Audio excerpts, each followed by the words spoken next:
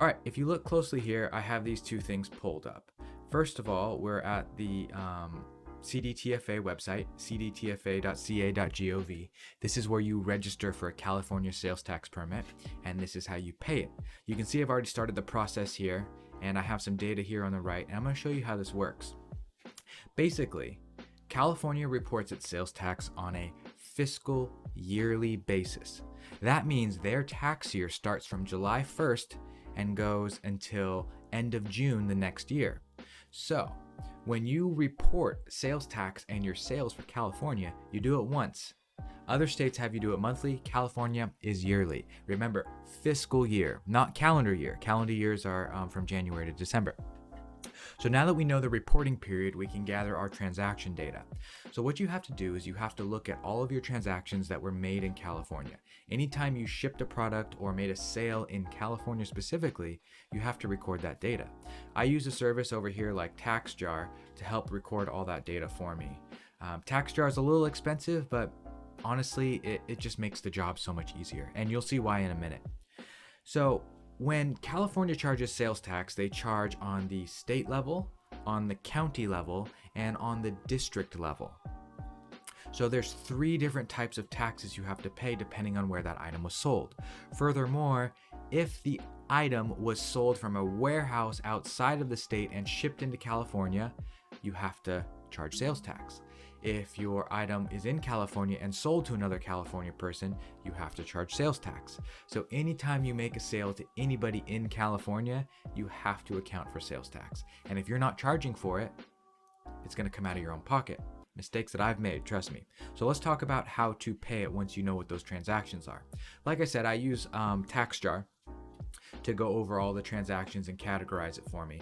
And so what I do is I take a look at my California within TaxJar. I'll show you how to get there real quick so you can see my dashboard and whatnot. It might shed some insight. So I'm working on Illinois and Georgia. Those are auto filing and paying my taxes for me. And I'm working on the rest of them. So let's go to California and you'll see what we got.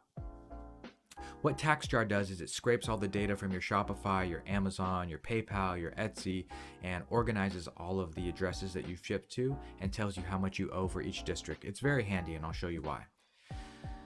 So we have local breakdowns, which shows us the counties, and then we have the district breakdown, which shows us the district, the county, and the city. This is what we want. But before we get there, we have to change the filing period to fiscal annual like we talked about before. Otherwise, you can't see everything in a year. So you can see we had 13,000 in sales in California. Some of these aren't subject to taxes because they were made to other businesses. Some of them are. But either way, we got to pay taxes on a lot of stuff, including every single one of these transactions. So how do we do that? Well, I'm going to show you. I've already started out filling out some of them. So let's move down. We finished Imperial County, which is right here. So now we got to work on Inyo County right here. So what I do is I just double click that one and to highlight it for me, and I go over here and we go over to Inyo County and we select the county, and then this little number 014 because it's in the unincorporated of the area of the county we sold it to. $35 in sales, and it will show that we owe 18 cents in sales tax, district tax due. All right, cool. Now let's move on to Kern County. So you see that Kern County number doesn't have the Kern County doesn't have a number by it, and that's because Kern County has different districts within it or cities that we need to remit tax for. So you see TaxJar pulls up Bakersfield ID number 741. So we can go to Bakersfield 741, click that one, put in our sales of $238 and move down. We go to Kern County again. Now we do City of Delano. Come over here, put in our sales, which is 44, and we do it again, Kern. And so TaxJar takes every single sale I've done in these districts and breaks it down for me so that I can report it effectively. Otherwise, I would have to go into my data and put all of that data together. And I've tried doing it that way, and it is a fucking pain in the ass. So paying a little bit extra to have this service was worth it in my mind. Okay, we got Kern County done. Now let's go down to Kings County. So you can either scroll down and go to Kings, And then you got to pick the next one.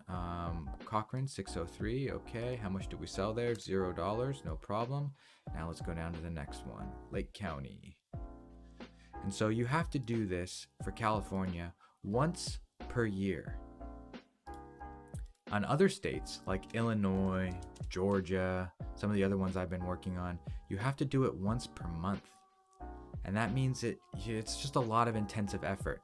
But we're missing one specific point we forgot to talk about, and that is the economic nexus.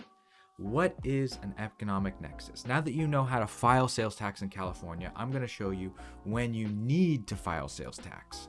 So let's go over the dashboard so I can show you what that means. Economic nexus insights. All right, an economic nexus is a sales tax triggering whenever you have significant sales or volume.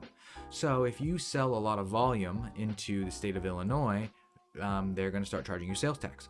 Or if you sell high dollar items into Illinois, they're going to start charging you sales tax. Whatever two you meet first triggers a nexus. When you trigger a nexus, you have to start filing sales tax permits, or not permits.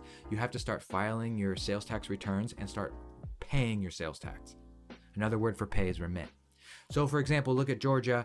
I have 265 out of 200 transactions. That means I triggered a nexus. That means I need to start paying sales tax there. If you don't meet these requirements, then you don't have to pay a sales tax yet. But I do because I have an e-commerce brand. So now that we know what a nexus is, now that we know how to pay California sales tax, we'll talk about what happens next. So basically, you file the return and you have to tell California your sales. It is illegal not to file. Paying is something different. Now, if you can't afford to pay, you can set that up and you can put yourself on a payment plan, or you can call them and work something out, but you at least need to file. And that's why I decided to make this impromptu YouTube video, was just to shed some light on California sales tax specifically with the CDTFA. Make sure you get them paid so you can keep your seller's permit.